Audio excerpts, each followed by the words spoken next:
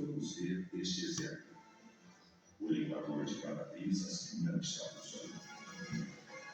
Se os demais setores estão funcionando, provavelmente é problema de fusível. Vamos retirar o fusível correspondente e verificar se o filamento está rompido. Nesse caso, precisamos substituir o fusível por outro. Em emergências, caso não existam fusíveis sobressalentes, podemos temporariamente usar o fusível de um setor menos importante, como o do rádio, por exemplo. Algumas panes elétricas são causadas por defeitos nos alarmes que podem causar bloqueio do sistema elétrico. Quando notar alguma lâmpada queimada nos faróis ou sinalizadores, substitua imediatamente. Os sistemas elétricos dos automóveis estão cada vez mais sofisticados e o número de acessórios elétricos é cada vez maior.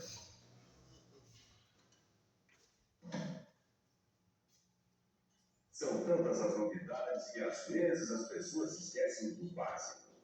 Os itens de segurança: luzes, limpador de para-brisa e buzina. Não se desculpe. Não deixe que esses três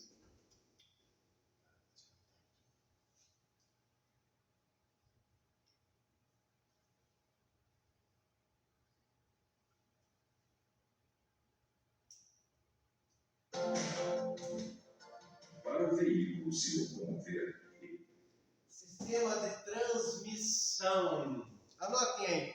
Quais são os principais componentes do sistema de transmissão?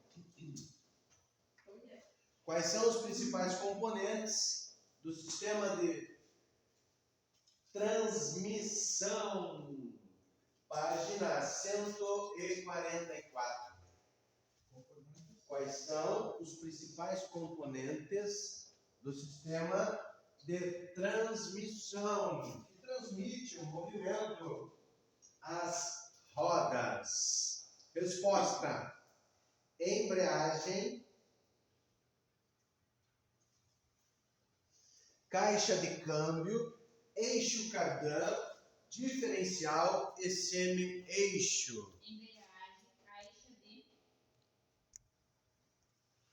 Nos veículos automáticos, não tem embreagem, é só freio e acelerador. É um automático.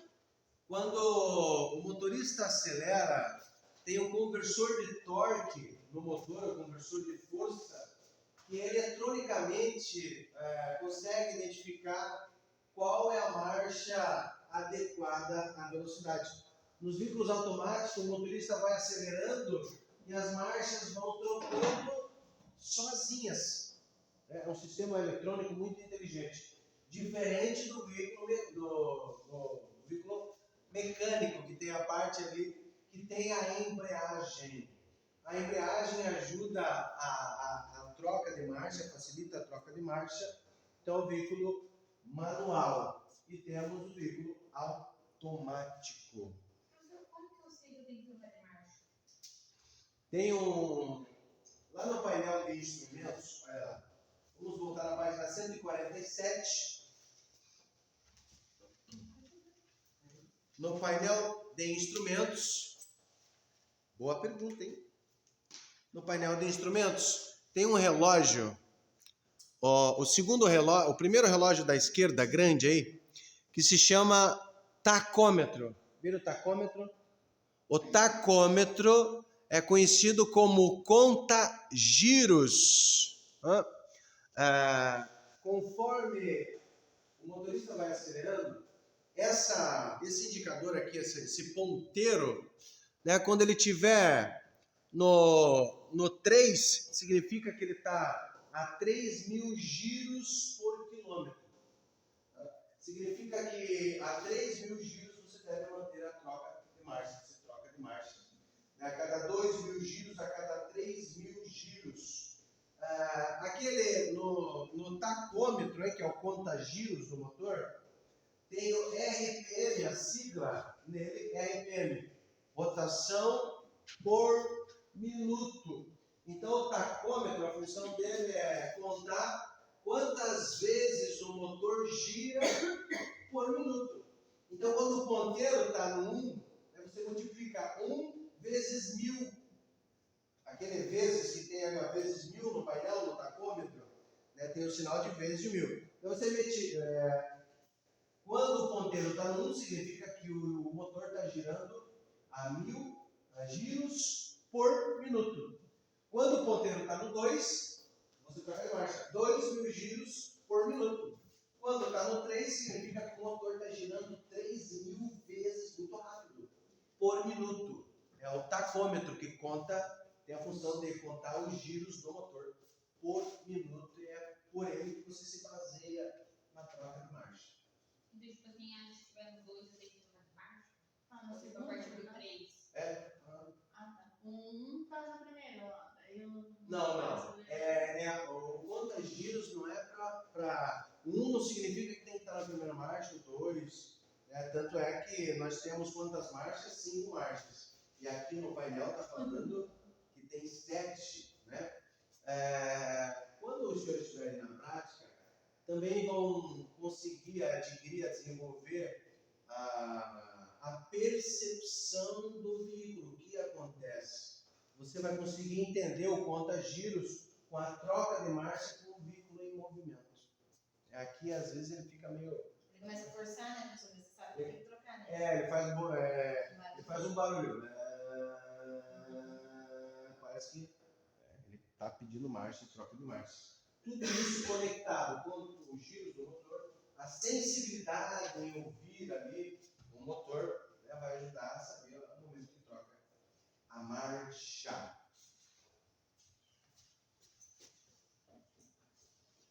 Existe um sistema que transmite o movimento do motor para as rodas. O sistema de transmissão é formado de câmbio, diferencial e alguns eixos. O câmbio é um conjunto de engrenagens que possibilita selecionar a velocidade adequada. Para colocar o carro em movimento, precisamos de muita força e pouca velocidade. Estas são as características da primeira marcha. Quando trocamos para as demais marchas, novas combinações das engrenagens que compõem o câmbio fazem com que as rodas ganhem mais velocidade.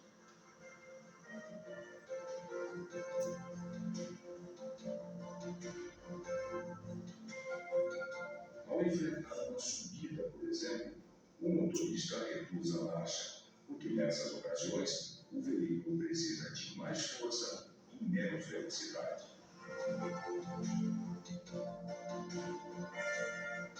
Nos câmbios mecânicos, o acionamento da embreagem possibilita a troca de marchas. Os câmbios automáticos selecionam a marcha adequada automaticamente. Os cuidados com o câmbio geralmente limitam-se em verificar o nível de óleo lubrificante, que pode ser feito em postos especializados ou na concessionária. O diferencial e os semi-eixos transferem o movimento para as rodas que vão tracionar o veículo. Alguns veículos têm tração dianteira, outros têm tração traseira e alguns têm tração nas 4 rodas. A marcha ré tem características mecânicas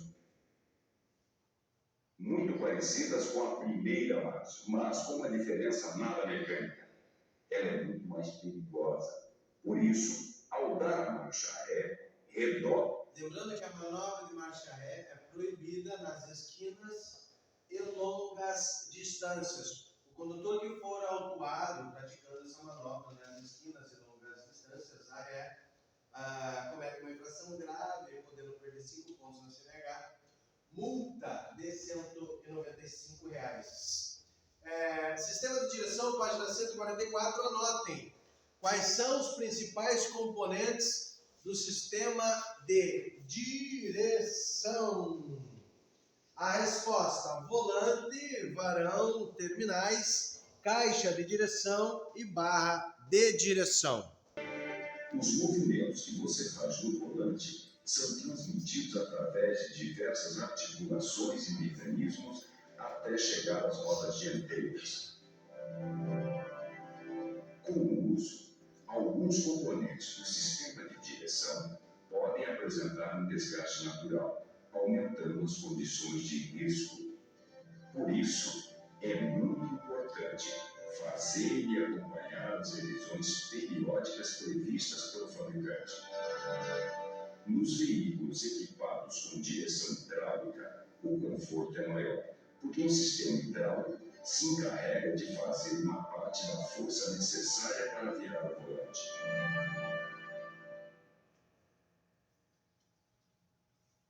Assim como nos freios,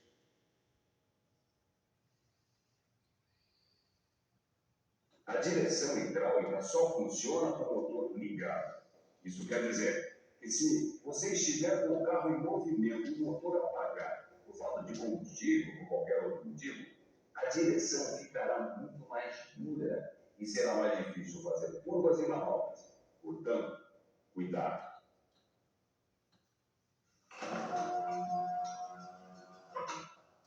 Na página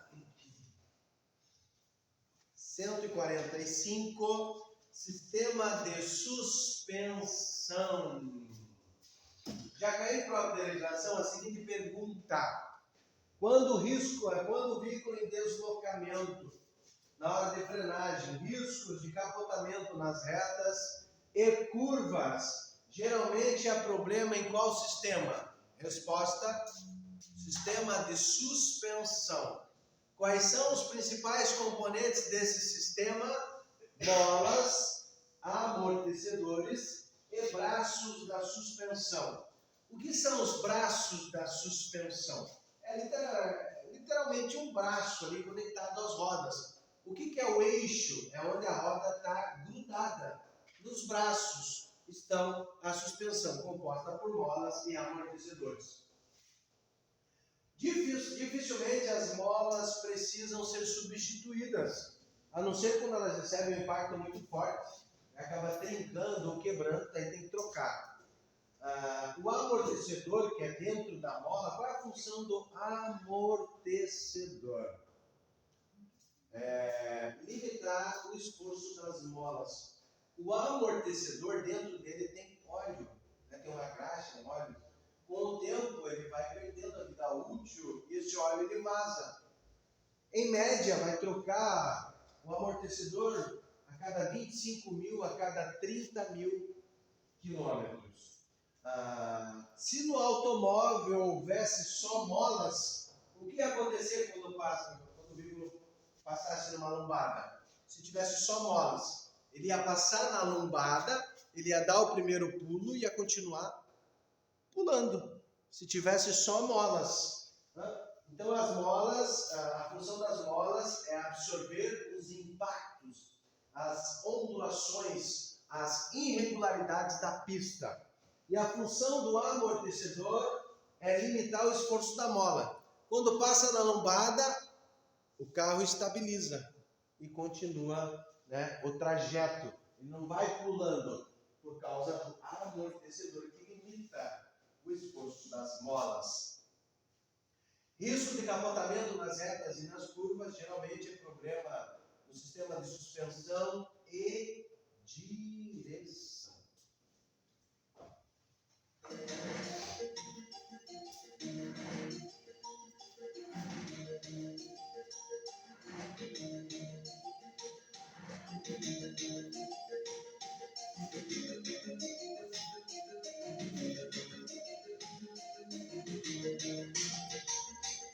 A suspensão do automóvel é formada pelas molas, amortecedores e braços. Basicamente, as molas absorvem os impactos e as ondulações mais fortes da pista. Os amortecedores limitam as oscilações das molas e evitam que o carro saia pulando. E os braços de suspensão unem os eixos ao veículo, permitindo esses movimentos. As molas raramente precisam de manutenção, a não ser quando recebem um impacto muito forte e se partem. Os amortecedores têm uma vida útil de 25 a 30 mil quilômetros, mas podem ser danificados antes disso. Quando perdem a ação, o veículo muda de comportamento, ficando instável e inseguro nas freadas e curvas. O estado dos amortecedores deve ser verificado regularmente. O primeiro indício de problemas são as manchas características de vazamento de óleo. As articulações dos braços dependem das buchas, que geralmente são peças compostas de aço e borracha. Quando estas buchas se desgastam, a suspensão começa a bater. Isto é sinal de que a hora da revisão já passou faz tempo. A geometria ou alinhamento de suspensão serve para recolocar a suspensão dentro dos parâmetros indicados pelo fabricante. É bom refazer a geometria a cada 25 mil quilômetros, ou toda vez que a roda bater em buraco ou meio-fio. Vale a pena revisar ruídos e batidas estranhas. Veículo que balança muito ou que não anda em linha reta, ou ainda desgaste irregular dos pneus, são sinais claros de problema, mas na suspensão, que devem ser verificados imediatamente.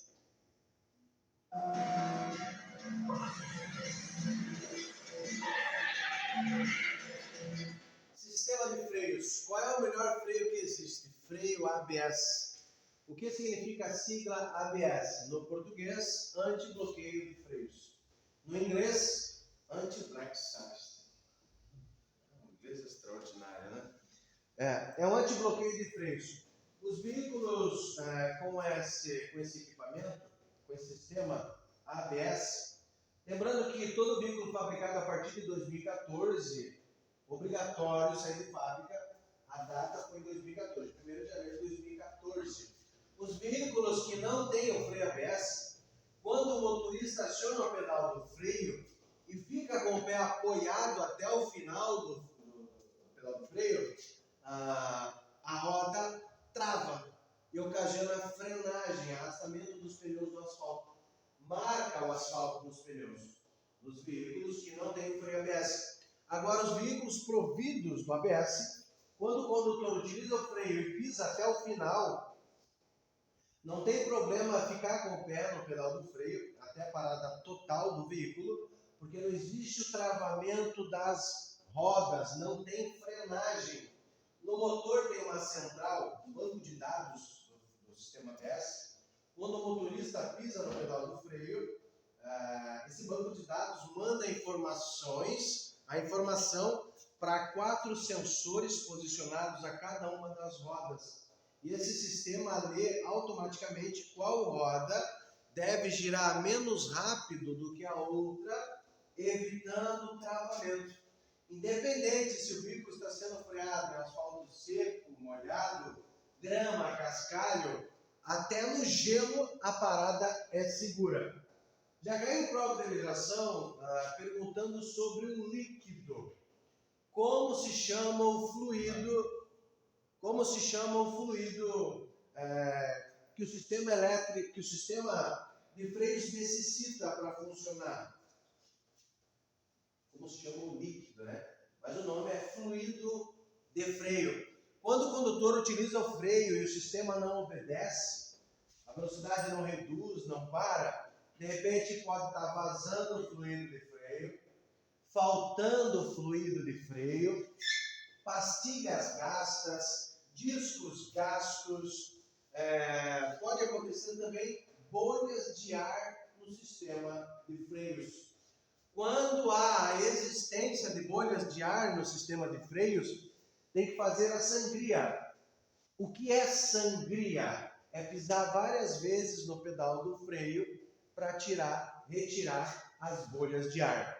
Lembrando que quando o condutor percebe a falta de freio, O que ele pode fazer? Reduzindo marchas, não adianta pisar no freio de pé, que não vai acontecer, não tem freio, já tentou, não tem freio, ele vai reduzindo marchas, utilizando o freio do motor para diminuir a velocidade.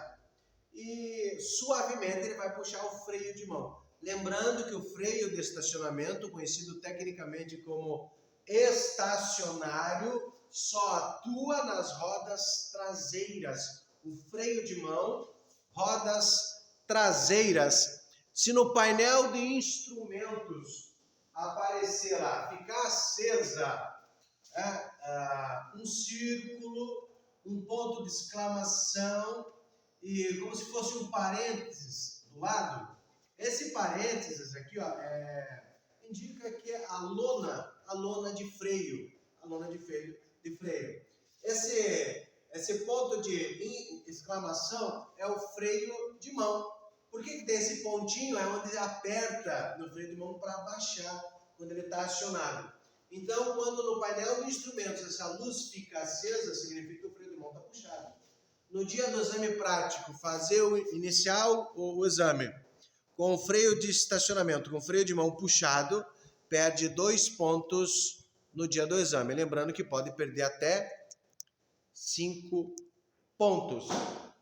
Então, o freio de mão ele atua diretamente nas rodas traseiras. O freio de pé ele atua nas rodas dianteiras e um pouco na roda traseira. Qual é o sinal que o condutor faz? Qual é o gesto com o braço quando falta freio? Ele olha no retrovisor, vê se não vê ninguém ultrapassando ele, para baixo em forma de leque, né? Ele está aqui com a mão no volante dirigindo com o braço para fora. É o único momento que pode tirar o membro para fora do veículo, para fazer gestos regulamentar de braço. Para baixo e para cima significa o quê? Que você quer reduzir velocidade, redução ou parada. Agora, quando você utiliza a luz indicador de direção para a direita e ele não funciona, ou por mais que ele funcione, você também pode ajudar o braço para melhorar a visibilidade da manobra que você quer fazer em relação aos outros usuários da via. Então, conversão à esquerda, com a luz indicadora funcionando, você pode utilizar esse gesto. Olha no retrovisor, não vê ninguém. Conversão à esquerda, braço reto. Só deixar reto. Conversão à direita, por cima do veículo. Então, essa é uma situação que pode dirigir com apenas uma mão para fazer gesto. Essa é a única situação que pode tirar o braço para fora. Outras situações que pode dirigir com uma mão é mexer nos equipamentos do painel e trocar de marcha. Freios. Continuando.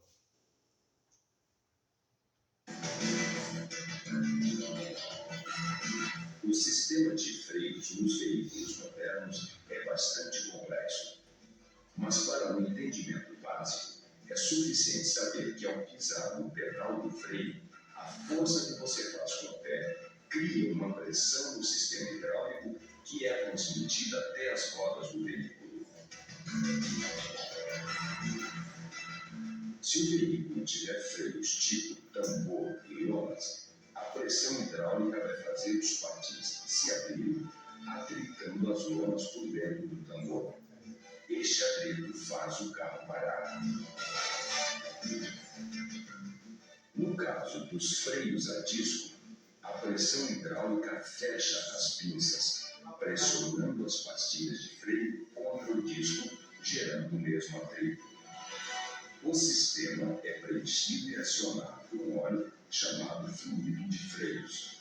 Mantenha o fluido de freio no nível, mas não complete com fluidos de marcas diferentes.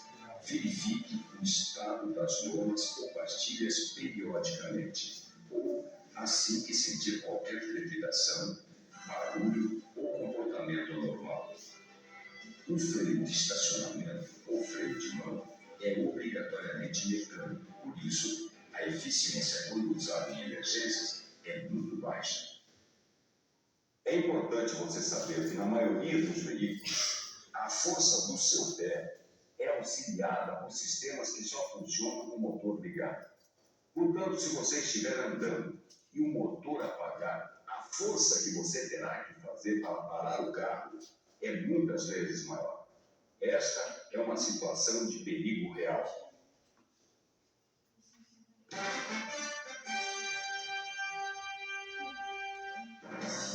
Os freios param as rodas, mas são os pneus que param o veículo. Independente das datas das revisões, calibram os pneus regularmente, principalmente antes de viagens, obedecendo às recomendações do fabricante.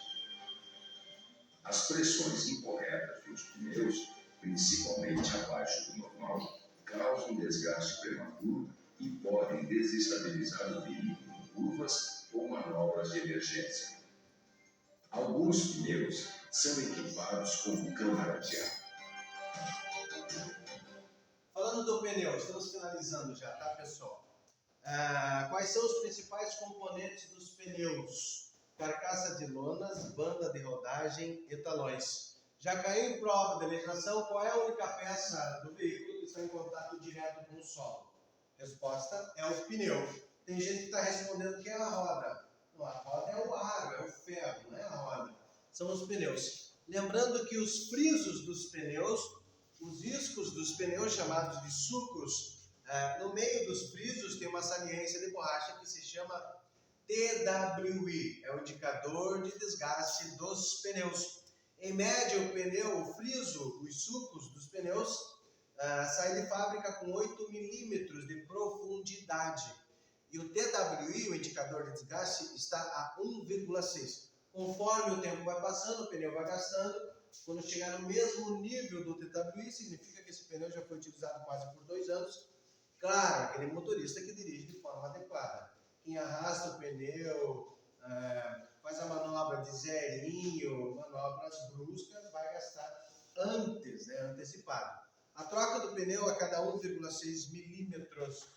Lembrando que o rodízio dos pneus deverá ser feito a cada 10 mil quilômetros. Como é feito o rodízio dos pneus? A cada 10 mil quilômetros.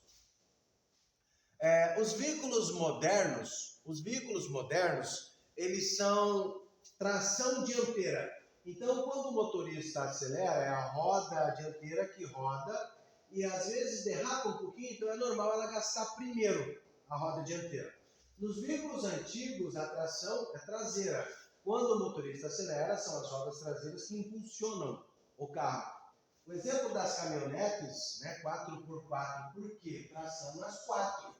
Quando o motorista acelera, por exemplo, o Jeep, quando o motorista acelera, as 4 rodas puxam toda a estrutura. Então é natural, veículo com tração nas 4, gastar praticamente igual.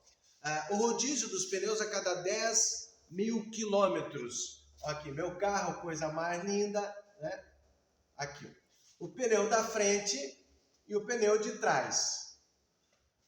O pneu dianteiro do lado esquerdo, para fazer o rodízio com 10 mil quilômetros, ele vem em forma de X para trás. E o dianteiro da direita vem para trás, lá na esquerda. E o de trás, vai lá para a tração, porque esse pneu ele gastou primeiro, então ele vai para a tração. Ele só coloca reto.